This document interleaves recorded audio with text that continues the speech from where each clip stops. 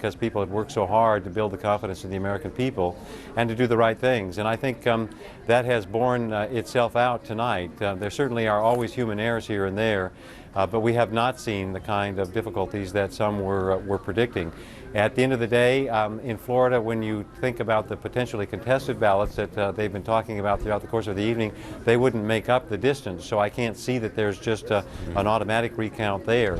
So I don't know which states that might be a possibility, and I haven't seen one of those states present itself yet this evening. Governor Roscoe, I was going to say, Governor Roscoe, do you think we'll know tonight or in the early hours of the morning who will be the next president of the United States? You know, I really do. I think we're going to know Florida here before too long. It won't be long after that where we'll have a beat on Ohio. And then I think the other states will follow rather rapidly. Nevada and Colorado, I think, will follow fairly closely thereafter, New Mexico. So I do think we will have a fairly significant amount of definition, and people will be able to go to bed, although somewhat late. It'll be a longer night, perhaps, than what some would have liked, but I do believe that we'll know this evening. And Mark, what do you think happened wrong with the exit polls?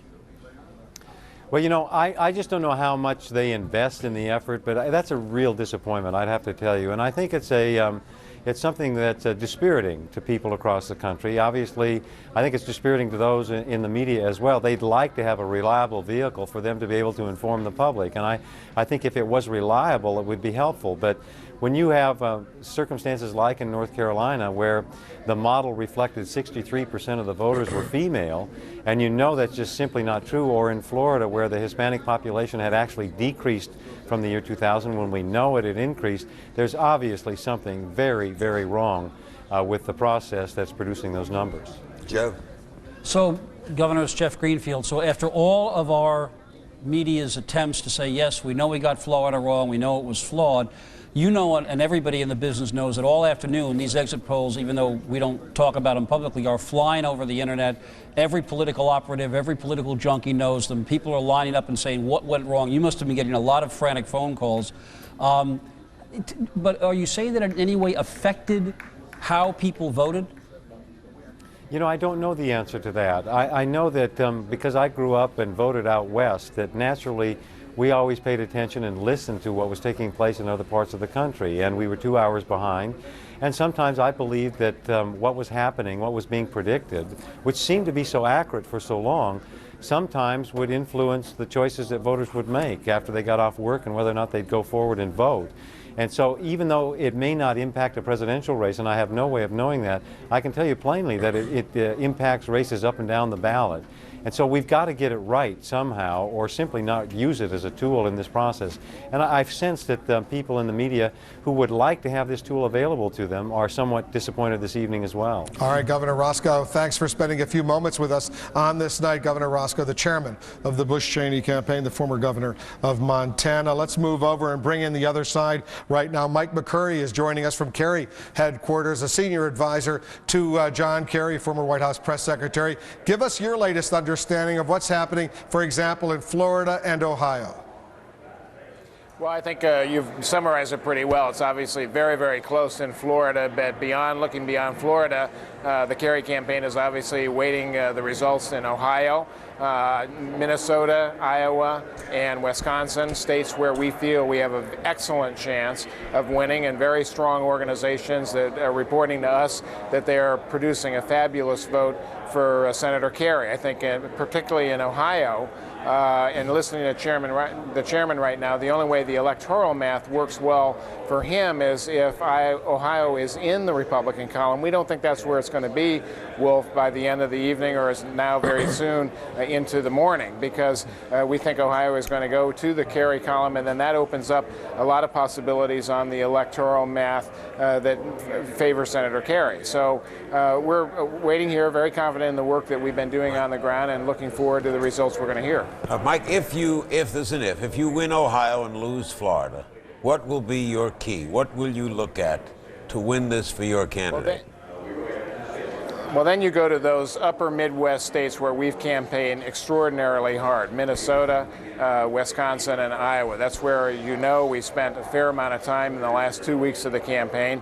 The reports we're getting from our organizations in each of those 3 states are very, very positive. And I think that's, of course, that would make a big, big difference in the outcome right there. What about Michigan? We haven't projected a winner in Michigan yet because we don't have enough information yet. Mike, what are you hearing about Michigan? The last report I've had is a very favorable one. I think we've been looking at some of those states where we campaigned harder, but I think we're very confident about the work that we're doing on the ground in Michigan. The reports there about turnout, particularly in the Detroit area, have been very good and matching, frankly, what we're hearing everywhere. You know, one of the obvious stories tonight is the extraordinary number of Americans who went out and voted today. They clearly were motivated to participate, and we felt from the very beginning that if turnout inched towards 120 million, closer to 120 million than 110 million, that it would be a very good night for Senator Kerry, and he would likely wind up as president-elect. Mike, this is Carlos Watson. In the last couple of hours before polls closed, other than Senator Kerry's satellite interviews that he did, I think Joe Lockhart said, with about 38 different stations, was there anything else unusual that you did that you maybe did not do in 2000? Well, you mentioned the big difference in your earlier discussion about the impact of these exit polls. You know, we didn't sniff that glue. We said, you know, we've got to work very, very hard and continue to campaign right up to the very end. Senator Kerry sat in that chair talking to the voters across the country for almost 4 hours, precisely because we didn't want to listen to that information that came in early. It's just we don't know how reliable it is. What's more reliable is what we hear from those very talented organizers that we've had on the ground, getting the vote mobilized and getting people to the polls. That's who we trust, and then ultimately the final count that we begin to get when the votes are actually counted. And looking at all of that data, which is the important data, we said we think we're going to have a very good night now into the morning, and we're very confident that at the end of this, when the votes are counted, John Kerry is going to be elected president. Mike McCurry is confident, Mark Roscoe is confident, everyone is confident, but we'll have to wait and see who's going to be more confident when all of the voting is in. Let's go over to Paula Zahn. She's watching all of this together with the Crossfire gang. Paula? Thanks, Wolf. And we're trying to get a sense of where this election stands now in advance of calling Florida. How do you see it, James? I think Senator Kerry's got to draw an inside straight here. Can he do it? It's possible, but I think it's time to acknowledge that the president has a superior hand in this election right now. Senator Kerry obviously is going to have to carry Ohio. I've been on the phone, been talking to Steve Ricchetti, who's up there, very smart guy, you know, says there's a way that he can. He obviously has to hold every state, you know, he'll have to hold all but a few states if he does, but the key is Ohio. And Judy reported, and I think that's some validity to that the Kerry people are very pessimistic about Florida. And so we're in a situation here where, like I say, Senator Kerry needs to draw an inside straight if he's going to win this election.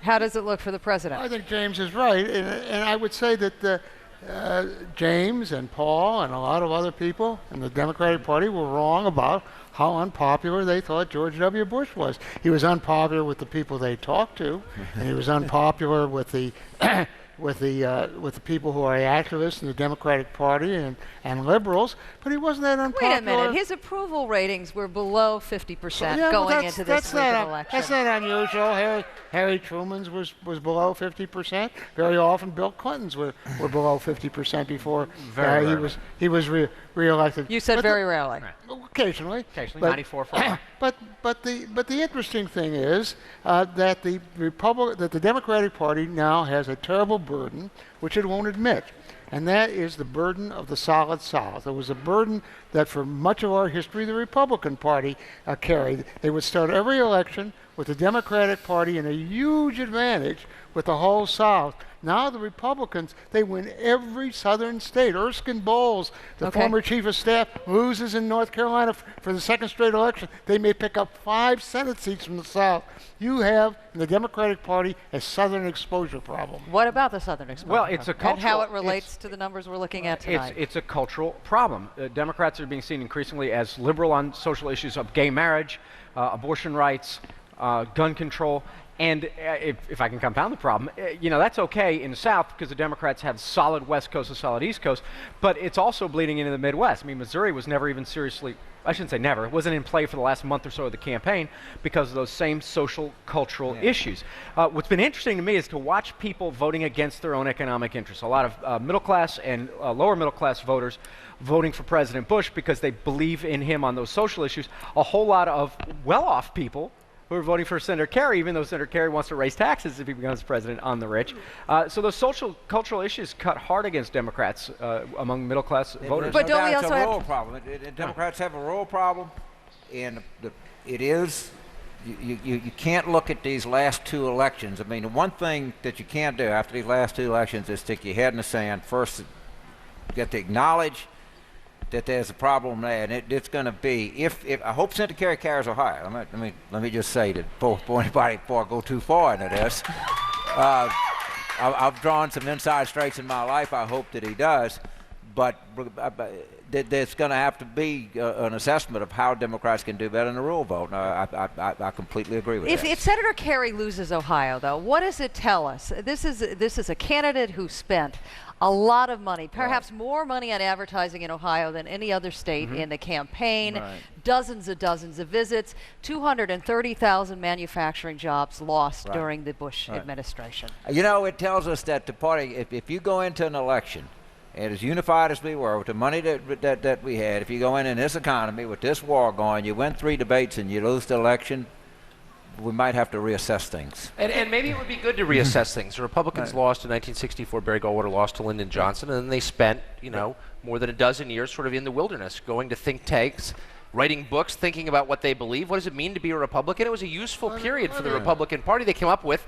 an ideology, but we don't know. But I'm just saying, if Kerry loses, I totally agree with James, there's going to be a bloodbath in the Democratic Party, and it may be a good thing for the party. And conversely, if Bush loses, there'll be a bloodbath in the Republican Party. Well, that's right, but I think with social liberals and social moderates in the Republican Party who feel increasingly squeezed out. Well, let me add one other thing that is a party to nominate John Kerry has to be is an exercise in arrogance. He's a terrible candidate. He doesn't have a good personality. People don't like him. Democrats didn't even like him. And I honestly believe that somebody like Dick Gephardt,